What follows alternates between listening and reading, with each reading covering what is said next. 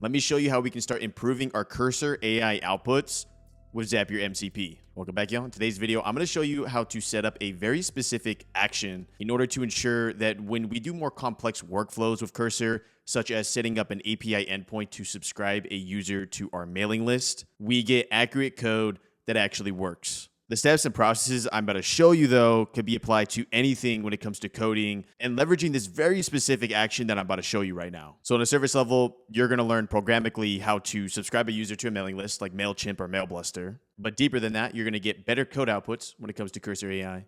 So let's go and do this video. Today's video is sponsored by Zapier. As you already know, me and Zapier have partnered up and we've been doing a ton of different videos when it comes to automation, AI, and everything we'd want to do with it. This is going to be another video on Zapier MCP. If you want to learn how to actually set this up, you're like, Corbin, you jump too fast. Like, what even is all this? Check out the description down below. Click that video. In 7 minutes, I show you how to set this all up. But now in this video, I actually want to show you a real world use case that's going to help you out. So real quickly, I'll go ahead and leave a link to MCP as well. So you can just go ahead and click, create your MCP server. To integrate it with cursor, it's very simple. Simply clicking cursor here, scrolling down, hit copy here. And I'm going to obviously rotate my MCP server. So you can try the link if you want to. It's not going to work. Obviously, you hit edit here, paste that, and you're good to go. To get access to this page, Command-Shift-J, or simply just go to your cursor settings, and it's going to be the MCP tab. Although in this video, let's go ahead and set up that very specific action that's going to improve your code.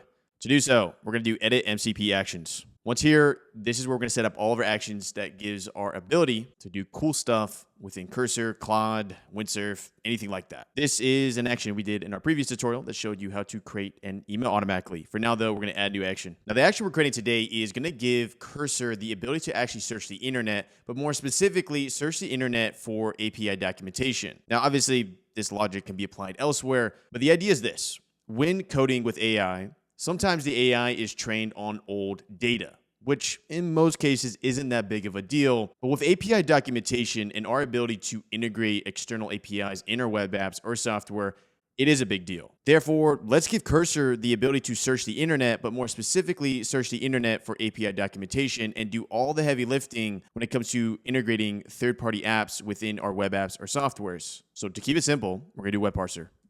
Web Parser by Zapier. What this is going to do is going to give Cursor the ability to parse very specific pages.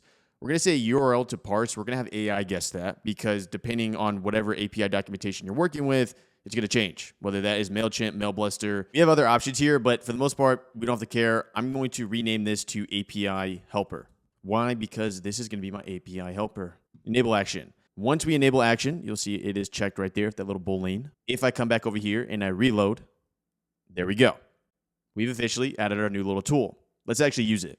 Coming over to my app.js, I have a nice little React application here. Right now, we are rendering this. So actually, to render it, all we got to do is do npm start. So I'm going to come over to my terminal. I'll jump over here, and we're going to put in npm start. If you want to learn more about this whole situation, like how to create a React app, make sure to check out this channel, npm start. Once we do that, it's going to render our nice little UI, and I just made it very simple, right? So tech stack newsletter, get your latest updates on modern technology trends directly into your inbox, enter email. So this is just all this code right here. And then obviously the CSS is what makes it look very pretty. We like it pretty. And from here, we're going to add the functionality of handle submit. Because right now, when we do the email here, nothing happens, right? We're not connecting to anything external. Therefore, let's leverage our new little Zapier MCP tool of API Helper. The next question is, what API are you even trying to integrate, right? In this context, this is going to be a newsletter, CRM. Let's collect some emails. Let's send out information through that means. The idea here is that are you using MailChimp, MailBluster, everything above the board here? I personally use MailBluster, so that's what I'm going to show in this example. But don't worry, the steps and processes you learn here, just change MailBluster to whatever API documentation you care about. Just change the name, and you'll be good to go. Let's proceed, though. So the idea is this. First off, make sure it's enabled, which we did earlier in the settings. Next, let's prompt it. So for this app, I want to add my email service to create a new lead here. I use MailBluster, and I was wondering if you could help write the code to do this call correctly. I have the API key, and let's use the action of API Helper in MCP. Typically, this kind of dictation, make sure to include so it doesn't go down a rabbit hole and identifies to actually use that MCP action. Now, the next thing you want to do is provide the relevant code that you need to add this API call to. In this context, it's just the handle submit, right? So this is just going to be the button. I'm going to simply just copy this and then paste it. And then the way cursor shows you pasting code now is like this 10 to 15.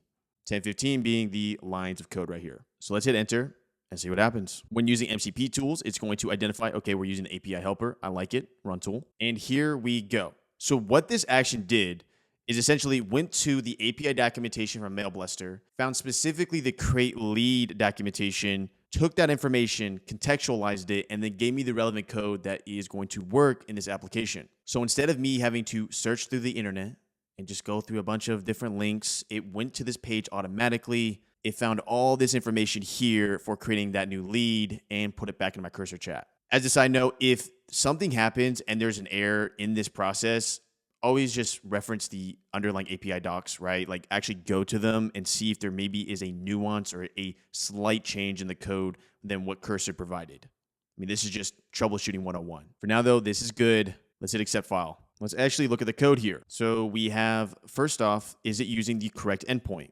We got API/leads. There we go. API/leads, correct. It is a post. That is correct. The authorization is bearer, and you'll notice that it requests an API key just to make sure that you even have access to the account. That's simple. We'll set that up together. Following this, it's going to send relevant data, right? So we're going to need the email and whether or not that individual is going to be subscribed or not. Obviously, if they're putting in their email, they're probably going to be subscribed. So we're going to put true. Just for context, when looking at API documentation, what you need to put in that payload is only what's required.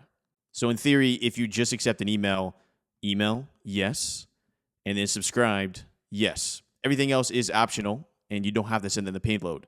If you want to, proceed. E.g., in that little React app, if I had a first name and last name box right there, then we can send in the payload as data as well. First things first, though, let's see if this even works, right? We just got AI code. We used our little API helper from MCP Zapier. Let's check it out. What you'll notice is an env file. If you don't even know what that is, this is a secure way to have very high-risk variables within front-end code. This is also used in the backend as well, but we're going to use .env. And in order to do that, just going to hit new file here, .env. You'll be good to go. I've already created one, but that's what you got to do. Very, very important. Make sure the .env is outside your source. It's not going to work if it's inside your source folder. Go to env. And what you'll notice here is that cursor is very nice. They've already said, do you want to add it? I'm like, yes.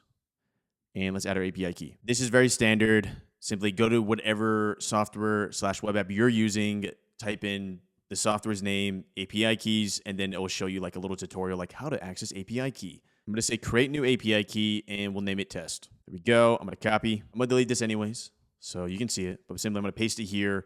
I'm going to save, and let's go back to the app.js. So this is referencing the env.react.app MailBlaster key, which is this variable we set here. In addition, it's very important for you to understand for React-based apps, you need this first two words here. You don't add that and you just do MailBlaster API key, it's not gonna work. And one thing we gotta do, because we just set all this new information, and specifically because we set that env file with that variable, is we're gonna rerun our npm start. So to stop running the emulator, it's Control-C and then just simply the same command. If you run into errors here, let's say you submit your email and it's giving you an error, obviously for Google Chrome, hit inspect, and then go to console. And here is the magic of debugging. Simply open up console like this, and then ask cursor here for console logs.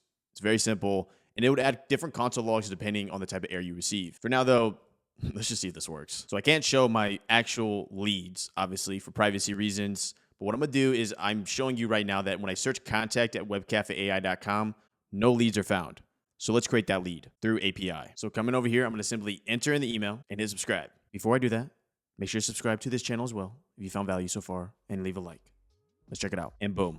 Coming back over to MailBlaster here, we've successfully added a new lead through this method. So there we go. While leveraging Zapier MCP within Cursor, we are now getting better code outputs, and more specifically when it comes to API documentation, because as you probably already know, having the most up-to-date information when it comes to API is fundamentally very important. I'll see you in the next video. API helper. 2 random videos. That's my face. I'll see you in the next video.